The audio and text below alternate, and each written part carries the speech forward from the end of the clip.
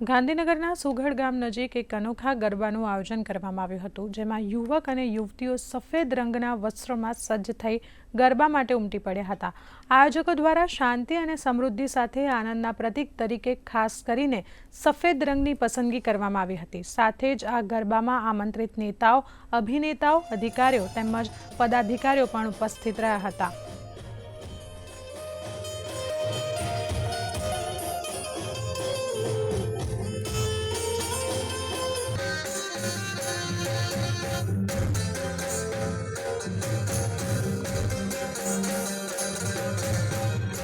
જેમ દિવાળીની અંદર સ્નેહ મિલન જેવા કાર્યક્રમો થતા હોય છે, એ જ પ્રમાણે નવરાત્રીની અંદર તમામ લોકો ઉત્સાહ સાથે ગરબા રમતા હોય છે।